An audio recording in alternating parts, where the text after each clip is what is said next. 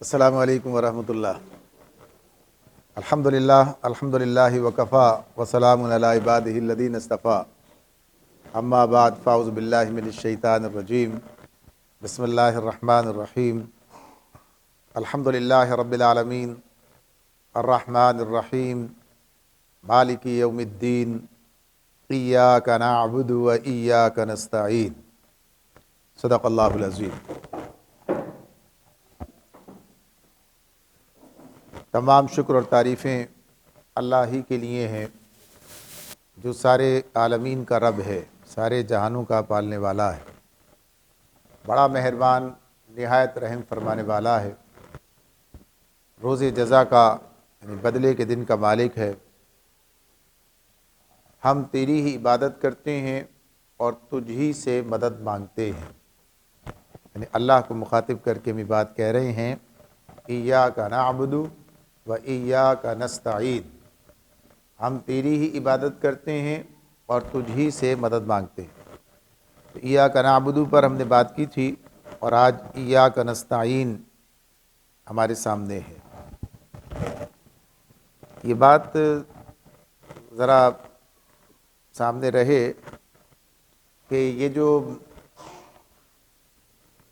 تاخیر محسوس ہوتی ہے کہ یہ جس طرح ہم ٹھہر ٹھہر کر اور ایک آیت پر بھی دو مرتبہ بات ہو رہی ہے، تو یہ ابتدائی ضرورت ہے، ہمیشہ ایسا نہیں ہوگا۔ یعنی جب یہ بنیادی چیزیں ہمارے سامنے آ جائیں گی تو پھر آگے جب بڑھیں گے تو ظاہر ہے کہ اب رب پر ایک مرتبہ بات کر چکے ہیں، اتنی تفصیل میں نہیں جائیں گے۔ عبادت پر بات ہوئی ہے تو اتنی تفصیل میں جانے کی ضرورت نہیں رہے گی۔ ایسے ہی دین کا معاملہ ہے تو وہ بھی اصطلاح ہمارے سامنے آ گئی ہے، کسی درجے میں ہوگی بات تو مختصر ہوگی۔ تو اب اسی طرح سے یہ اللہ تعالیٰ کے ساتھ اس تعلق کی بات ہے، یہ باتیں اپنی جگہ پر انتہائی اہمیت کی حامل ہیں۔ ہم جب یہ کوئی بات سنتے ہیں تو اس کا ایک تاثر ہمارے اندر ذہن میں رہتا ہے، لیکن وقت کے ساتھ ساتھ زائل ہو جاتا ہے جب تک کہ اس کو پھر نہ سنا جائے، بار بار بات سامنے نہ ہو یا تحریر نہ ہو۔ تو اس لیے قرآن مجید بھی یہ مضامین بار بار ہمارے سامنے لاتا ہے تاکہ تازہ ہو جائے، مضمون بھی تازہ ہو۔ تو اس حد تک بات سامنے رہے گی، لیکن جب بات ہوگی تو پوری بات تو پہلے کبھی ہوئی ہے فوراً آپ کے دماغ میں واضح ہو جائے گی، یعنی عام طور پر ایسا ہی ہوتا ہے۔ تو یہ فائدہ ہی ہوگا انشاءاللہ تعالیٰ اس طرح سے یہ کام کرنے کا، بات کرنے کا۔ تو اب یہاں پر آج ہمارے سامنے جو بات ہے کہ ہم تیری ہی عبادت کرتے ہیں اور تجھ ہی سے مدد مانگتے ہیں۔ عبادت کی بات کی ہے، اب عبادت کا تعلق بھی اللہ سے ہے اور استعانت کا تعلق بھی یعنی مدد کا تعلق بھی اللہ ہی سے ہے، اللہ ہی سے مدد مانگتے ہیں۔ تو یہ جو لفظ ہے استعانت کا، اس کا مادہ ہے عین واو نون، اون، اسی سے آوان ہے۔ آوان کا لفظ آپ سنتے ہیں، آوان فلاں ناموں کے اندر استعمال کرتے ہیں، کاسٹ بنا رکھی ہے، تو اس کا مطلب ہوتا ہے مددگار۔ اون کا مطلب ہے مددگار، پشت پناہی کرنا۔ اسی سے ایک اور لفظ ہم نکلتا ہے جسے ہم پہچانتے ہیں، تعاون۔ تعاون کیا ہے؟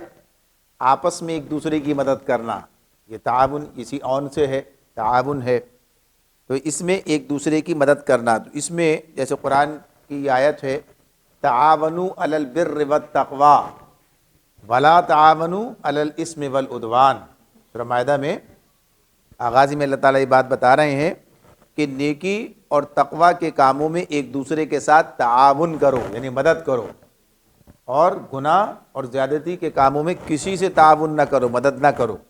تو یہ مدد کا معاملہ، تعاون، مدد یہ ہے۔ اس طرح ہمارے سامنے یہ بات آ جاتی ہے۔ استعانہ، الاستعانہ، اس کا مطلب ہے مدد طلب کرنا۔ ایک تو مدد کرنا ہے، اس کی بات ہو گئی، اسی سے یہ استعانہ ہے۔ تو اب یہ استعین کی بات ہو رہی ہے نا، ایاک نعبد و ایاک نستعین کی بات ہے، تو استعانہ کا مطلب ہے مدد طلب کرنا۔ اسی سے استعینوا بالصبر والصلاۃ، صبر اور نماز کے ذریعے مدد حاصل کرو یا مدد طلب کرو، مدد حاصل کرو، اس کے ذریعے ملے گی۔ اسی طرح یہ آیت ہمارے سامنے آ جاتی ہے، قال موسیٰ لقومہ استعینوا باللہ، سورہ اعراف کی آیت 128، کہ موسیٰ علیہ السلام اپنی قوم سے کہہ رہے ہیں کہ کیا کرو، استعینوا باللہ، اللہ سے مدد مانگو۔ تو یہ اللہ سے مدد، یہ استعینوا مدد مانگنا، اللہ سے مدد مانگو۔ اسی طرح سورہ یوسف میں یعقوب علیہ السلام یہ بات کہتے ہیں جب ان کے بچے آ کر انہیں بتاتے ہیں کہ یوسف کو بھیڑیا کھا گیا، یعنی یہ ایک فضول بات، ایک بہانہ، تو سمجھتے تھے، جانتے تھے کہ بات غلط ہے، تو اس پر انہوں نے کہا تھا فصبر جمیل واللہ المستعان، واللہ المستعان علی ما تصفون۔ سورہ یوسف کی آیت 18 ہے کہ صبر کروں گا اور بخوبی کروں گا، اللہ ہی سے مدد مانگی جا سکتی ہے، واللہ المستعان علی ما تصفون، جو باتیں تم بنا رہے ہو اس پر اللہ ہی سے مدد مانگی جا سکتی ہے، تو اللہ سے مدد۔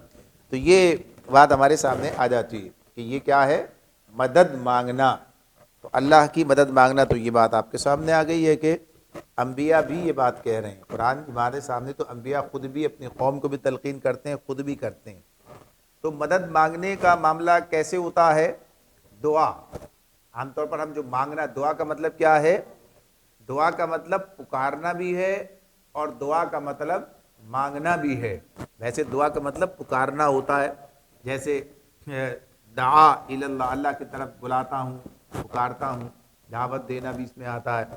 تو اسی سے دعا میں مانگنا، پکارنا، اپنی ضرورت کے لیے پکارنا مانگنا ہو جائے گا، یعنی ہے چیز وہی لیکن اپنی ضرورت کے اعتبار سے ہم اس کا ترجمہ مانگنا کر لیں گے۔ ہے وہ پکارنا، اللہ کو پکار رہے ہیں، کس لیے پکار رہے ہیں؟ مدد کے لیے پکار رہے ہیں، اللہ کو مدد کے لیے پکار رہے ہیں، تو مانگنا ہی ہے۔ تو یہ دعا کا جو معاملہ ہے پھر اس طرح ہمارے سامنے آ جاتا ہے۔ تو اب ہم اس کو اس طرح بھی کہہ سکتے ہیں کہ اللہ سے مدد مانگتے نہیں، اللہ ہی سے دعا کرتے ہیں۔ دعا کرنا مدد مانگنا ہے، اللہ سے مدد مانگنا اپنے ضروریات کے اعتبار سے، اپنے معاملات کے اعتبار سے۔ ویسے تو عام طور پر ہم جو دعائیں کرتے ہیں، ہماری دعائیں تو بس جو ہماری ضرورتیں دنیاوی ہیں، ہم عام طور پر اس کی بات کرتے ہیں، حالانکہ جو ذمہ داریاں اللہ تعالیٰ نے ہمارے سپرد کی ہیں ان کی ادائی کے لیے بھی اللہ ہی سے مدد مانگنے کی بات ہے۔ آپ دیکھتے ہیں یہ دعا ہم بار بار پڑھتے ہیں، اور اللہ کے رسول صلی اللہ علیہ وسلم نے یہ بات کہی ہے کہ ہر نماز کے بعد یہ دعا مانگا کرو، اللہم اعنا علی ذکرک و شکرک و حسن عبادتک۔ اب اس میں ہم نے کوئی ایسی چیز نہیں مانگی جو فوری ہماری دنیاوی ضرورت ہے، بلکہ کیا ہے؟ ضرورت تو ہے ہماری کہ اللہ تو ہماری مدد فرما، ہماری اعانت، کسی سے مدد دی یا اعانت فرما، ہماری مدد فرما، کس معاملے میں؟ اعلیٰ ذکری کا، کہ تیرا ذکر کر سکیں، و شکری کا، اور شکر بھی کریں تیرا، و حسن عبادتک، اور عبادت کو بہترین طریقے سے، یعنی ان تینوں کاموں کے اندر جو اس کا بہترین اسلوب ہو سکتا ہے اس میں تو ہماری مدد کر۔ تو ابھی مانگ رہے ہیں نا اللہ سے ہم، یہ ہماری ضرورت ہے، یہ کہ ہم ایسے کریں کہ اللہ کو پسند آئے، یعنی اللہ کے ساتھ تعلق کا معاملہ جو ہے، ہم تو اللہ کے بندے ہیں اور ہماری جو استطاعت ہے، جو کیفیت ہے، وہ بڑی ہی کمزور ہے۔ ہم چیزیں کرنے کے باوجود اس طرح نہیں کر پاتے جیسے کرنی چاہیے، تو اس لیے اللہ ہی سے کہہ رہے ہیں بھائی عبادت بھی اللہ ہی کرنی ہے، اور کہے اللہ تو ہماری مدد کر کے ہم تیری اچھی عبادت کریں، تیرا اچھا ذکر کریں، تیرے اچھا شکر ادا کریں۔ تو یہ اللہ ہی سے گویا مانگ رہے ہیں۔ تو یہ بندے کا تعلق اللہ سے ایسا ہے کہ اسی سے جو کام اسی سے، اور وہ یہ ہمیں سکھا بھی رہا ہے۔ نبی اکرم صلی اللہ علیہ وسلم کے ذریعے یہ دعا ہمیں تعلیم کی گئی، تو اللہ نے ہی گویا سکھائی ہے۔ تو اس اعتبار سے یہ چیزیں کہ دعا کا مانگنا تو عام چیزیں مانگتے، بہرحال جو بھی مانگے، ہر چیز کا تعلق اللہ ہی سے ہے، ہر چیز کا تعلق، یعنی جو ضرورت پوری کرنے کا معاملہ ہے۔ اس کی وجہ کیا ہے؟ یعنی اس معاملے میں یہ چیز ہمارے واضح طور پر سامنے رہنی چاہیے، اس لیے کہ یہ عقیدے کا معاملہ ہے۔ اب یہ جو ساری سورۃ فاتحہ میں اب تک جتنی باتیں آ رہی ہیں یہ ہمارے عقیدے سے متعلق بھی ہیں، یعنی عقیدہ یہی ہے، اگر عبادت کسی اور ہی کرے تو کیا ہو جائے گا؟ شرک ہو جائے گا۔ عقیدہ ہے نا اللہ ہی کی، جزا اسی سے، یعنی سارے معاملات اسی اعتبار سے ہیں۔ تو اب یہ بھی اللہ ہی سے. تو کیوں؟ اللہ رب العالمین نے خود یہ بات ہمیں بتائی ہے، خلق الانسان ضعیفا، انسان جو ہے کمزور پیدا کیا گیا ہے.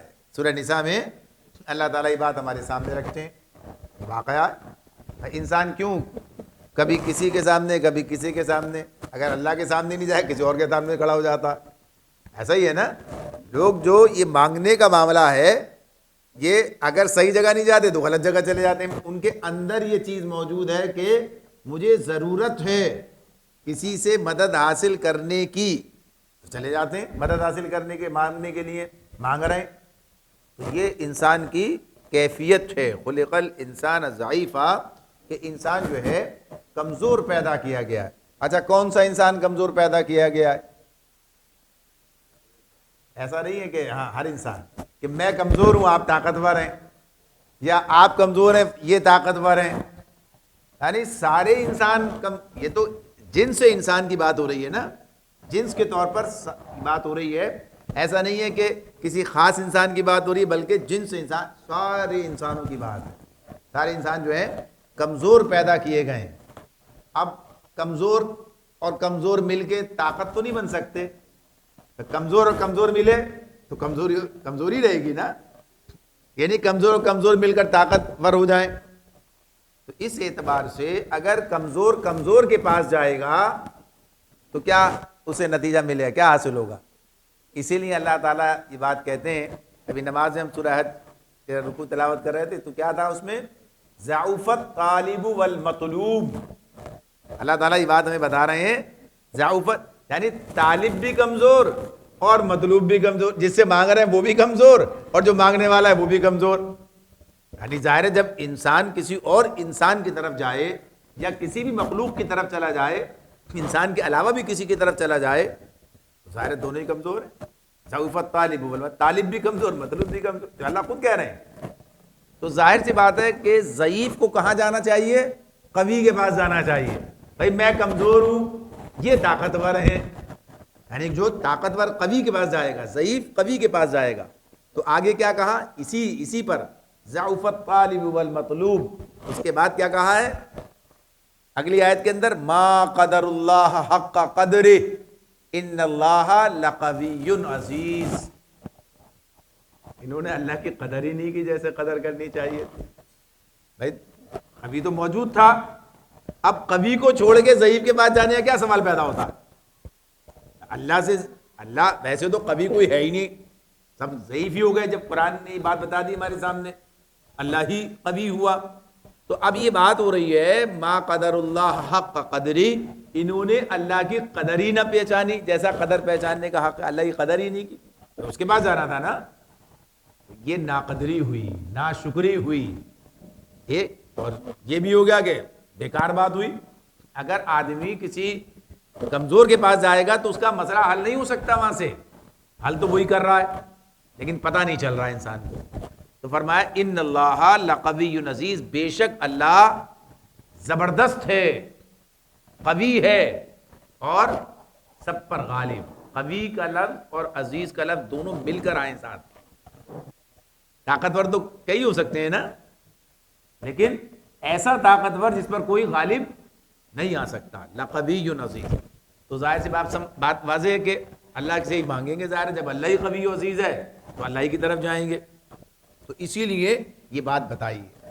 اور قرآن مجید میں یہ بات ہمارے سامنے ہے کہ انبیاء بھی دعا مانگتے ہیں. انبیاء بھی دعا مانگتے ہیں. انبیاء کی دعائیں قرآن مجید میں موجود ہیں. ابراہیم علیہ السلام کی دعا موجود ہے، موسیٰ علیہ السلام کی دعا موجود ہے، براہ راست جو اپنے لیے مانگی ہے. باقی تو ویسے اور یعنی یہ دعا موجود ہے. ایوب علیہ السلام کی دعا موجود ہے. یہ ساری دعائیں ہم ہمارے سامنے ہیں، پڑھتے ہیں، مانگتے ہیں اللہ سے یہ دعائیں ہم بھی. تو یہ دعائیں انہوں نے مانگی ہیں.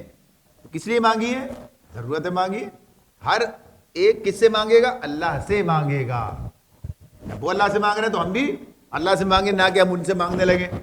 غلط ہو جائے گا یہ.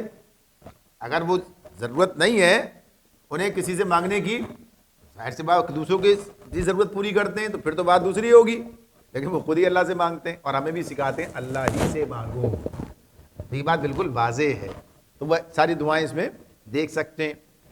تو اسی کے ساتھ ساتھ یہ بات بھی انبیاء کی دعاؤں کے ساتھ ایک بات ہمارے سامنے یہ آ جاتی ہے کہ وہ ساتھ ساتھ کیا کہتے ہیں کہ ان ربی لسمیع الدعاء، ابراہیم علیہ السلام جب دعا مانگتے ہیں اس کے بعد کیا کہتے ہیں؟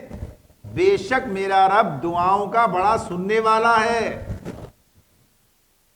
ایسا نہیں ہے کہ سنتا نہیں ہے، یہ بھی غلط فہمی پیدا ہو گئی ہے۔ ان ربی لسمیع الدعاء، یہ اللہ تعالیٰ یہ کہہ رہے ہیں، اللہ نے قرآن مجید میں لکھ دیا انک سمیع الدعاء، سورہ آل عمران میں کہا بے شک وہ دعاؤں کا سننے والا ہے۔ یہ بات تو دعاؤں کا سننے والا اللہ کے سے کہتے ہیں۔ تو اس طرح سے یہ بات بالکل واضح ہے، اور جب کہ جس سے دعا مانگی جانی ہے وہ خود ہم سے کہتا ہے مانگو، خود ہم سے کہتا ہے۔ سورہ مومن آیت 60 میں اللہ تعالیٰ کیا کہتے ہیں؟ وقال ربکم ادعونی استجب لکم، آپ بتا دیجئے ان سے کہیے تمہارا رب کہتا ہے مجھ سے مانگو، مجھے پکارو، پکارنا یا کہ مانو مانگنے کے لیے مانگا، میں تمہاری دعائیں قبول کروں گا۔ یعنی واضح طور پر اللہ تعالیٰ کی طرف سے ہی بات ہے۔ اب چونکہ صرف دعا ہمارا اس وقت موضوع نہیں ہے، بلکہ دعا اللہ سے مدد مانگنا موضوع ہے، اس لیے دعا کی زیادہ تفصیل میں نہیں جائیں گے کہ دعا مانگنا، دعاؤں کی قبولیت کا معیار کس طرح کس بنیاد پر ہوتی ہیں، تو یہ سب چیزیں بھی اللہ تعالیٰ نے ہمیں بتا دی ہیں۔ اب یہاں پر جو بات ہے وہ صرف اس اعتبار سے ہے کہ دعا ایاک نعبد و ایاک نستعین، عبادت بھی تیری کرتے ہیں اور مدد بھی تجھ سے ہی مانگتے ہیں، یعنی اور کس لیے کہ وہی کر سکتا ہے۔ عبادت تو اس لیے کرتے ہیں کہ وہی اس کا حقدار ہے کہ اس کی عبادت کی جائے، کوئی اور ہے ہی نہیں اس کا حقدار، سب کچھ وہی کر رہا ہے، پیدا اس نے کیا، پرورش وہی کر رہا ہے، نظام کائنات وہی چلا رہا ہے، اسی کے پاس پلٹ کے جانا ہے، ہر چیز کا سر رشتہ اسی سے جڑا ہوا ہے، تو اسی کی بندگی ہے۔ لیکن اعانت بھی اسی کے اختیار میں، مدد بھی وہی کر سکتا ہے۔ اچھا، اگر کسی اللہ سے دعا مانگنے کا کیا مطلب ہے اور کسی اور سے دعا نہ مانگنے کا کیا معنی ہے، اگر مانگے تو کیا معاملہ ہے؟ مدد کون کر سکتا ہے؟ اللہ سے مدد کیوں مانگتے ہیں؟ صرف اللہ ہی سے، اللہ سے نہیں، صرف اللہ ہی سے، ایاک نستعین، صرف اللہ ہی سے کیوں مدد مانگتے ہیں؟ اس کی کیا بات ہے؟ تو پہلا معاملہ سوالی مدد کون کر سکتا ہے؟ مدد کون کر سکتا ہے؟ دیکھیے یہ جس مدد کی بات ہو رہی ہے وہ فوق الفطری ہے، یعنی جو اسباب سے بلند ہو کر ہے، اس مدد کی بات ہو رہی۔ ایسی نہیں ہے میں نے آپ سے کہا ذرا مہربانی کیجئے کلاس عنایت کیجئے، ذرا سا یہ پکڑیے، یہ دیجئے، یعنی یہ مدد نہیں ہے، یہ تو سامنے، یعنی اسباب کی دنیا میں اس کا کوئی دعا سے تعلق نہیں ہے۔ میں نے آپ سے دعا نہیں مانگی ہے، لیکن دعا جب مانگتے اسباب سے بلند ہو کر، جو موجود نہیں ہے اس طرح سامنے، اس طرح کے اس سے مخاطب جا رہا ہے، لیکن اس طرح موجود ہے کہ ہماری بات سن رہا ہے۔ اچھا، ہماری بات سنتا ہے، تو اب اس کے اندر جو معاملہ ہے، یہ جو چیز اس کے اندر آ جاتی ہے کہ دعا اس سے مانگی جائے گی، یعنی فوق الفطری، یہ جو جسے دعا کہتے ہیں ہم، کہ جو دعا سنے گا۔ پہلی بات تو سننا ہے نا، سنے گا تو آگے بات چلے گی، اس لیے کیا کہا ان ربی لسمیع الدعاء، بے شک میرا رب دعاؤں کا سننے والا ہے۔ سننے کے بعد پھر قبولیت کا مرحلہ ہے، اس پر کوئی عمل درآمد کی بات ہوگی۔ تو پہلے تو سماعت کا، تو سمیع کس کی صفت ہے؟ اللہ تعالیٰ کی صفت ہے۔ اور کس طرح کا سمیع ہے اللہ؟ سمیع تو انسان بھی ہے، میں بھی سنتا ہوں، آپ بھی سنتے ہیں، لیکن میں جتنا سنتا ہوں اور آپ جتنا سنتے ہیں آپ کو معلوم ہے ہماری سماعت کتنی لمیٹڈ ہے، کتنی محدود ہے۔ سب مل کے بات کرنے لگے، کون سن سکتا ہے ایسے؟ بھائی آرام آرام سے ایک ایک آدمی بات کرو، یعنی اگر یہ سارے صرف کہیں اور نہیں، یہی افراد جو ہیں یہاں جتنے افراد ہیں سب مل کے ایک بیک وقت بات کرنے لگے تو بات نہیں سنی جا سکتی سب کی۔ بھائی ایک ایک کر کے بولیں گے تو سن سکتے ہیں، یعنی یہ انسان کی سماعت کا حال ہے۔ سامنے کی بات ہو رہی ہے، سامنے کی بات ہو رہی ہے، اور اگر کوئی گھر میں بیٹھا ہوا مجھے آواز دے رہا ہے، ظاہر سی بات ہے کوئی سوال ہی نہیں ہے، کوئی بات ہی نہیں ہے۔ اللہ رب العالمین سے جو دعا مانگی جا رہی ہے، یعنی جو دعا مانگنے والا ہے، جب کسی سے دعا مانگتا ہے، اللہ کے سوا اگر دعا مانگتا ہے تو کس سینس میں مانگتا ہے, کس بنیاد پر؟ وہ سنے گا, وہ سنے, یعنی جس سے کسی اور کو اگر مانگا, بلایا, سے طلب کی ہے تو اس کا مطلب کیا ہوگا؟ اس کی سماعت بھی اس درجے کی ہے, سب کی سن سکتا ہے. یعنی کوئی آدمی پاکستان میں بیٹھ کے دعا مانگ رہا ہے, کوئی آدمی جو ہے کینیا میں بیٹھ کے دعا مانگ رہا ہے, کوئی کسی اور دنیا کے دوسرے بر اعظم میں بیٹھ کے دعا مانگ رہا ہے, وہ سب بھائی دعا تو اس کا مطلب یہ ہے نا, جو جہاں دعا مانگ رہا ہے, جس زبان میں مانگ رہا ہے, یعنی کوئی عربی میں مانگ رہا ہے, کوئی اردو میں مانگ رہا ہے, کوئی فارسی میں مانگ رہا ہے, اور کوئی ایسا ہے جو گونگا ہے زبان, یعنی ایسا بھی ہے نا انسان دل میں. تو معاملہ کیا ہے یہ کوئی نہیں, کسی کے پاس ایسی سماعت ہے ہی نہیں. اگر سمجھا جائے کہ ایسی سماعت تو کیا مطلب ہوا؟ شرک ہو گیا. کسی کی سماعت ہے ایسی؟ جیسے اللہ سنتا ہے ایسے سب وہ بھی سنتا ہے تو کوئی بھی نہیں سنتا. جیسے اللہ سنتا ہے ایسے کوئی نہیں سنتا. تو اگر کوئی نہیں سنتا تو پھر اس سے مانگنا کیا مانے؟ اگر مانگ رہے ہیں اس کا مطلب ہے کہ ذہن میں کہیں یہ بات موجود ہے کہ وہ بھی سنتا ہے, وہاں تک یہ بات جاتی ہے. اور سننے کے بعد پھر دوسرا معاملہ کیا آتا ہے؟ قدرت اور حکمت. قدرت اور حکمت. دیکھیے ہمارا معاملہ یہ ہے, آج جس کے پاس اقتدار ہے دنیا میں, جو اقتدار ہے وہ اپنے اقتدار کا جو استعمال کرتا ہے, ہمیں اس سے شکایت پیدا ہوتی ہے, بھائی یہ جو ہے اپنے اقتدار کا غلط استعمال کر رہے ہیں, اس سے مسائل پیدا ہو رہے ہیں, اس سے مسائل بڑھ رہے ہیں. یعنی یہ بات جو ہے اگر کہیں یہ بات اس طرح ہو رہی ہے تو وجہ کیا ہے؟ وہ اپنے اقتدار کو حکیمانہ طور پر استعمال نہیں کر رہے. جیسے اس حکمت سے, اس سمجھ بوجھ سے, یعنی ساتھ ساتھ کیا ہونا چاہیے؟ مقتدر کو حکیم بھی ہونا, سمجھدار بھی ہونا چاہیے. اللہ رب العالمین کی حکمت اور قدرت, تو پہلی بات تو یہ کہ دنیا میں جس کے پاس بھی یہ قدرت محدود سی ہے, وہ بھی واضح بغیر اسباب کے نہیں ہے, اسباب کے ساتھ ہی ہے. دنیا میں اسباب کے ساتھ ہے. جن کو ہم پکارنے کی بات کر رہے ہوتے ہیں وہ اسباب سے بلند ہو کے پکار رہے ہیں, تو ان کا بھی تصرف ہے. یہ لفظ استعمال ہوتا ہے تصرف. یہ تصرف کا جو لفظ ہے کہ کائنات کے نظام میں ان کا بھی دخل ہے. یہ سب کیا ہے؟ یہ شرک کی طرف چلا جائے. اس لیے قرآن یہ بات کہتا ہے کہ ان اللہ علی کل شیء قدیر, بے شک اللہ ہر چیز پر قدرت رکھتا ہے. یہ قدرت کس کی؟ اللہ تعالیٰ کی. یہ معاملہ جو ہے تو اب اس اعتبار سے جس کے پاس اختیار ہے وہی فیصلہ کرے گا اور حکمت کے ساتھ کرے گا. کیا یہ چیز مناسب ہے یا نامناسب ہے؟ آپ ایک دعا مانگ رہے ہیں, میں ایک دعا مانگ رہا ہوں. آپ جو دعا مانگ رہے ہیں میں اس کے خلاف دعا مانگ رہا ہوں, یعنی اس کے برعکس دعا مانگ رہا ہوں. یعنی آپ تو اب یہ معاملہ کیا ہے؟ اللہ حکمت کے ساتھ معاملہ کرتا ہے. کیا چیز کب کیسے کس درجے میں, یعنی انسان تو بس جو دل میں آتا ہے مانگتا ہے. اللہ جانتا ہے کیا میرے لیے مفید ہے, کیا میرے لیے مضر ہے. ایک بچہ جب آپ سے مانگتا ہے کوئی چیز تو آپ کہتے ہیں بھئی یہ تمہارے لیے مناسب نہیں ہے. آپ اس عقل اور شعور کی بنا پر کہہ رہے ہیں جو آپ کو حاصل ہے. ہمیں واللہ یعلم وانتم لا تعلمون, اللہ جانتا ہے تم نہیں جانتے. اپنا برا بھلا بھی ہم نہیں جانتے اس طرح جیسا کہ وسیع تناظر میں ہے. اللہ سب جانتا ہے. تو حکمت کے ساتھ, تو حکمت بھی چاہیے, قدرت بھی چاہیے. تو یہ بات ہماری سمجھ میں آ جاتی ہے کہ جب ہم یہ بات سمجھ لیتے ہیں کہ یہ چیزیں صرف اللہ کے ساتھ ہیں, صرف اللہ کے ساتھ ہیں, تو پھر اللہ ہی سے مانگیں. کسی اور سے مانگنے کا کوئی سوال پیدا نہیں ہوتا. اور اللہ رب العالمین انہی باتوں کو مختلف آیات کے ذریعے ہمیں سمجھاتے بھی ہیں, جیسے ابھی یہ بات ہو رہی تھی کہ اللہ کہتا ہے کہ مجھ سے مانگو, وقال ربکم ادعونی استجب لکم, یہ بات کہی ہے. اسی طرح اب یہ بات بھی ہوتی ہے کچھ ذریعے, کچھ واسطے, یہ سارے معاملات بھی. اب یہاں تو ایاک نستعین ڈائریکٹ ہے, کچھ بھی نہیں ہے درمیان میں, تجھی سے مانگتے ہیں, یہ ساری بات ہو رہی ہے. تو اس کی کیا بات ہے؟ قرآن مجید میں اللہ تعالیٰ سورہ بقرہ کی آیت 186 میں یہ فرماتے ہیں وَإِذَا سَأَلَكَ عِبَادِي أَنِّي فَإِنِّي قَرِيبٌ أُجِيبُ دَعْوَةَ الدَّاعِ إِذَا دَعَانِ.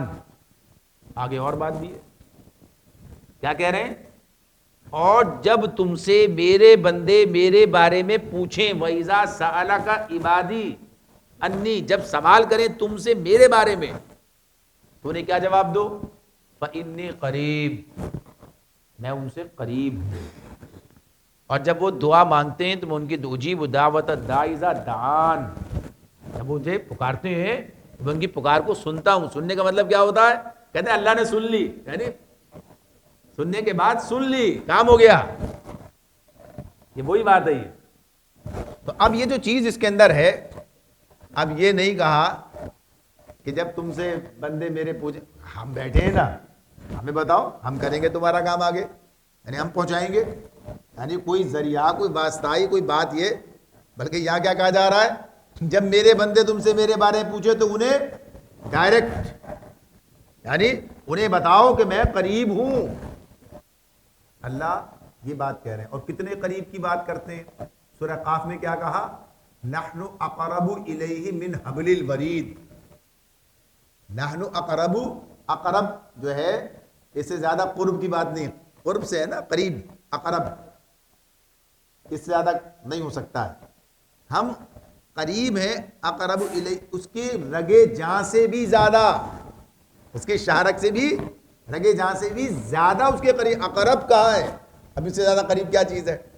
اللہ تعالیٰ کہہ رہے ہیں کہ ہے، اور یہی بات ہے جس کو اللہ تعالیٰ نے، یعنی جہاں یہ مضمون ہے سورہ قاف کی اس آیت میں، تو وہاں جو مضمون چل رہا ہے کہ ہم اس کے انسان کے دل میں پیدا ہونے والے وسوسوں کو بھی جانتے ہیں، اس انداز سے بات ہو رہی ہے، تو کہا کہ ہم اس کی رگے جاں سے بھی زیادہ قریب ہیں، جو اتنا قریب ہے اسے کسی چیز کی ضرورت نہیں ہے، اللہ ہی خالق ہے اور اللہ ہی کے پاس یہ سارا اختیار ہے، یہ ساری طاقت، ساری خصوصیات، صفات اللہ کی ہیں، تو اس میں بات ہمارے سامنے واضح ہو جاتی ہے کہ یہ معاملہ کہ انسان حقیقت تک پہنچتا ہے، حقیقت تک پہنچتا ہے، بعض اوقات ایسا بھی ہوتا ہے کہ لوگ اس طرح نہیں مانتے، نہیں کرتے، لیکن ایک وقت ایسا آتا ہے کہ جب بات سمجھ میں آتی ہے۔ تو مشرکین کے بارے میں اللہ تعالیٰ یہ بات کہہ رہے ہیں، مشرکین کے بارے میں خود کہا سورۃ الانعام میں، قل، آپ ان سے کہیے، یعنی ان سے پوچھیے، من ینجیکم من ظلمات البر والبحر تدعونہ تضرعا وخفیہ لئن انجانا من ہذہ لنکونن من الشاکرین۔ آپ ان سے پوچھئے کون ہے جو تمہیں ظلمات البر والبحر، خشکی اور تری، یعنی صحرا اور سمندر، اس کا جو صحرا کی جو کیفیت ہے اور سمندر جہاں کوئی موجود نہیں ہوتا ہے، اس کے مراد یہ ہے، کون ہے جو تمہاری جو ہے دعاؤں کو سنتا ہے، کسے تم پکارتے ہو، جب تم پھنس جاتے ہو تو کیا کہتے ہو کہ اگر تو نے ہمیں اس مصیبت سے بچا لیا تو ہم شکر گزار بن جائیں گے۔ اللہ تعالیٰ سے یہ بات کہہ رہے ہیں کہ اللہ پوچھ رہے ہیں، قرآن مجید میں یہ سورۃ الانعام کی آیت ہے، اس میں یہ بات ہو رہی ہے کہ نبی صلی اللہ علیہ وسلم سے کہا جائے، سورۃ الانعام مکی سورت ہے، مشرکین مکہ کے سامنے نازل ہو رہی ہے، ان سے یہ بات کہی جا رہی ہے، ان سے یہ بات ہو رہی ہے، تو اللہ کے رسول سے کہا جائے آپ ان سے کہیے کون ہے جسے تم پکارتے ہو، ظلمات، اندھیروں اور تاریکیوں میں، خشکی اور تریکی، صحرا اور سمندر کی، کس سے کہتے ہو کہ لئن انجانا من ہذہ، یعنی اس مصیبت سے جو آ گئی ہے صحرا یا سمندر میں، اگر تو نے ہمیں نجات دے دی تو ہم شکر گزار بنیں گے۔ اگر ایسا نہیں تھا تو کوئی اٹھ کے کہتا ہم نے تو آج تک نہیں کہا، یعنی کوئی اس کے بارے میں کوئی تاریخ میں کوئی جملہ ملتا کوئی نہیں، اس کا مطلب ہے ایسا ہی تھا۔ تو اللہ تعالیٰ جواب مزید آگے کہتے ہیں، قل، آپ ان سے کہہ دیجئے، اللہ ینجیکم منہا ومن کل کرب، کل کرب ثم انتم تشرکون، ان سے کہیے کہ اللہ ہی ہے جو تمہیں اس سے، یعنی جو مصیبت اس وقت آئی تھی اس سے، اور ومن کل کرب، جتنے بھی مصیبتیں ہیں، کرب اردو میں بھی استعمال کرتے ہیں نا، کرب، آدمی کرب کے عالم میں ہے، مشکل میں ہے، تکلیف میں، ومن کل کرب، ہر تکلیف سے اللہ تمہیں نجات دیتا ہے، اللہ ہی دیتا ہے، مگر تم شرک کرنے لگتے ہو، پھر کہہ دو فلاں کی نظر کرم، فلاں کے ذریعے، اس بنیاد پر، تو یہ کام ہے۔ تو کہا کہ یہ واقعہ تو ایسا ہی ہے کہ اسی طرح سے یہ معاملہ ہے کہ جو اس وقت تھا اب تک آپ کو نظر آئے گا. اور پھر ایک آیت تو ایسی ہمارے سامنے آ جاتی ہے سورہ زمر کی آیت 36 جو جھنجھوڑ دیتی ہے. اللہ تعالیٰ کہتے ہیں الیس اللہ بکاف عبدہ، الیس اللہ بکاف عبدہ، کیا اللہ اپنے بندے کے لیے کافی نہیں ہے؟ کیا اللہ اپنے بندے کے لیے کافی نہیں ہے؟ اگر کوئی کہیں اور جانے کی بات کرتا ہے، کہیں اور دعا کی بات سوچتا ہے، تو کیا اگر اللہ پر ایمان رکھتا ہے الیس اللہ بکاف عبدہ، کیا اللہ اپنے بندے کے لیے کافی نہیں ہے؟ کافی ہے، اللہ ہی کافی ہے، اور اللہ ہی ہے جو ایک سارے اختیار اس کے ہیں. تو اب جب ہم یہ بات کہتے ہیں ایاک نستعین، سب کہتے ہیں نا، سارے مسلمان جو نماز پڑھ رہے ہیں وہ کہتے ہیں، یا جو سورہ فاتحہ پڑھتے ہیں تو یہ بات کہتے ہیں. تو اب ہمیں دیکھنا اور سوچنا چاہیے کہ اس معاملے میں ہم صحیح مقام پر ہیں، سچے ہیں، ایسا ہی ہے. الحمدللہ ایسا ہی ہونا چاہیے. تو اسی علم کو آگے منتقل کرنا، اسی کو کہ یہ تعلق اللہ کے ساتھ ہمارا بننا چاہیے. ایاک نعبد و ایاک نستعین، تیری عبادت کرتے تجھی سے مدد مانگتے. اچھا، یہ معاملہ تو اس طرح سے ہمارے سامنے استعانت کا آ گیا کہ یہ مدد مانگنا کیوں مانگتے ہیں، اور سارے تفصیل اس کی اس کے معنی مفاہیم کے ساتھ.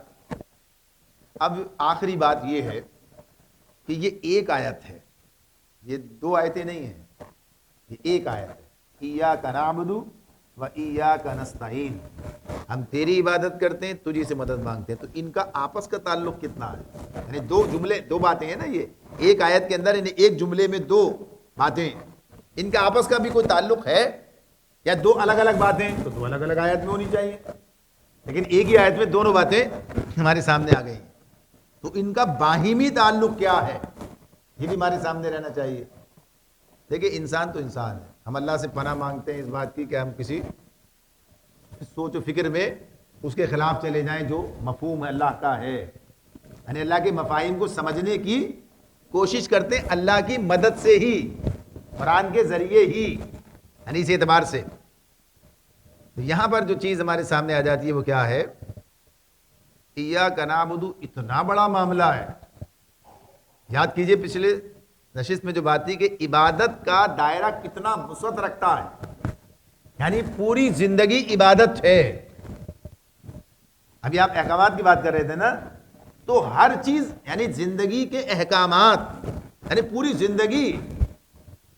زندگی کے جملہ، جس طرح عبادت کی بات تھی کہ جملہ معاملات جب یہ اللہ کے حکم کے مطابق ہیں تو عبادت ہے. اللہ کا حکم کیا کام؟ ایک ایسا حکم ایسا ہے جو سارے احکامات کو اپنے اندر بند کر لیتا ہے. وہ کون سا حکم ہے؟ لقد کان لکم فی رسول اللہ اسوۃ حسنہ. یہ کہہ لیجئے، یا یہ کہہ لیجئے اللہ کے رسول کے بعد جو ویسے تو اطیعوا اللہ و اطیعوا الرسول آتا ہی ہے، فاتبعونی قل ان کنتم تحبون اللہ فاتبعونی، میری اتباع کرو. اتباع اطاعت سے ذرا اوپر کے درجے کی چیز ہے. تو جب یہ حکم ہے کہ تمہارے لیے بہترین نمونہ اللہ کے رسول کے اندر ہے کی ذات میں، تو اب آپ کی پوری زندگی کا ہر معاملہ ہمارے لیے قابل اتباع کرنا ہے. یہ حکم ہے، یعنی کیسے کھانا پینا، رہنا سہنا، زندگی کے مقاصد، معاملات، چیزیں، دعوت، یعنی ہر پہلو، ہر معاملہ جو ہے ہمارے لیے اسی درجے میں چلا جائے، اسی درجے میں جائے.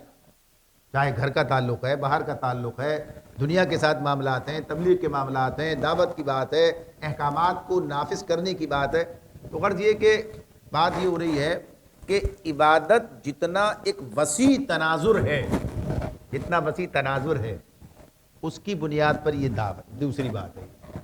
اس کو ایک اور آیت سے ذرا سا سمجھ لیتے ہیں. سورہ بقرہ کا آخری رکوع جو ہے تقریباً سب کو یاد ہوتا ہے، پڑھنا چاہیے. تو وہاں پر ایک بات، یعنی 3 آیتیں نا، دوسری آیت بیچ والی آیت میں کیا کہتے ہیں؟ سمعنا و اطعنا.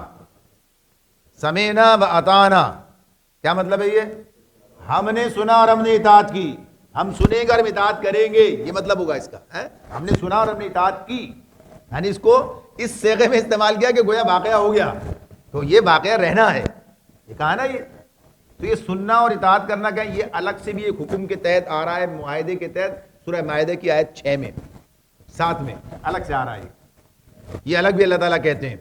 تو اب یہ جو سمینا و اطاعنا ہے، ہر معاملے میں ہر بات سنیں گے، ہر بات مانیں گے، ایسا ہی ہے نا، یا ایک بات مانیں گے سنیں گے دوسری نہیں سنیں، ساری باتیں سنیں گے ساری مانیں گے، تو سننا بھی بڑا کام ہو جائے گا، یعنی ساری چیزوں کا مال سننا کس لیے ہوتا ہے؟ جاننے کے لیے ہوتا ہے، جانیں گے تبھی تو مانیں گے، تو سننا یعنی سنیں گے اور مانیں گے، اتنا بڑا کام ہے۔ تو آگے اگلا لفظ کیا تھا؟ سمینا و اطعنا غفرانک ربنا، اب یہ اس کے ساتھ کیوں آ گیا ہے؟ اتنا بڑا معاملہ ہے، غلطی تو ہوگی، کبھی بھول جائیں گے، کبھی کچھ اور ہو جائے گا، کبھی کوئی نفس کی کسی کیفیت سے پتا ہوگا اللہ کا حکم یہ ہے مگر کچھ اور ہو گیا، تو پہلے سے معافی مانگ رہے ہیں، غفرانک ربنا، اے اللہ ہمیں تو معاف کر دینا، کہ اس کے جو جان بوجھ کے کرنے کی بات نہیں ہو رہی، لیکن کبھی ایسا بھی ہو سکتا ہے۔ تو بہرحال اللہ کے ساتھ اس وسیع تناظر میں تو عبادت کا اتنا وسیع تناظر ہے کہ اللہ تیری مدد سے یہ کام ہوگا، ایاک نستعین، تجھی سے ہم مدد مانگ رہے ہیں کہ ہم ایاک نعبد پر پورے اتر جائیں، ایاک نعبد پر ہم پورے اتریں، تیری مدد کے بغیر نہیں ہوگا، تجھی سے مدد مانگتے ہیں۔ یہ وہی والی بات ہو گئی، اللہم اعنا علی ذکرک و شکرک و حسن عبادتک، تجھی سے مدد مانگتے ہیں کہ تیری اچھا ذکر کریں، اچھا شکر کریں، اچھی عبادت کریں، تو اللہ تجھی سے مدد مانگتے ہیں کہ ہم پوری زندگی کو عبادت کے طور پر گزار سکیں، ایاک نعبد و ایاک نستعین۔ تو اس اعتبار سے یہ اس کا باہمی تعلق بھی ہو گیا، تو اللہ کی مدد کے بغیر یہ کام ممکن نہیں ہے۔ اللہ اسی لیے، اور مدد مانگنا، توفیق مانگنا تو اپنی جگہ پر ہوتا ہے، توفیق اللہ کی توفیق سے ہی ہے، تو وہی گویا کہیے کہ اللہ کی مدد مانگنا، تو پھر یہ مضامین آگے قرآن بیان کر دے گا کہ مدد کیسے ملے، تو کیا کہا؟ مدد مانگنے کی استعینو، مدد مانگو، مدد حاصل کرو بالصبر والصلاۃ، پھر اللہ بتائے گا کرائٹیریا کیا کیا کیسے کرو، پھر وہاں پر بات آئے گی کہ یہ چیزیں ہیں، ان کے ساتھ رہو گے تو اللہ کی مدد تمہارے شامل حال رہے گی، اللہ کی مدد تمہیں حاصل رہے گی، یہ ان معنوں کے اندر مدد کی بات ہو گئی۔ اور ویسے تو ہم اللہ سے مانگتے ہیں، سب کچھ اللہ ہی سے مانگیں گے، تو وہ دعا کے اعتبار سے بات ہو گئی۔ تو الحمدللہ یہ دونوں چیزیں اسی درجے میں آپ کے سامنے رہیں، ایاک نعبد و ایاک نستعین کے حوالے سے۔ اللہ تعالی ہمیں اسی کے مطابق اپنی زندگی گزارنے کی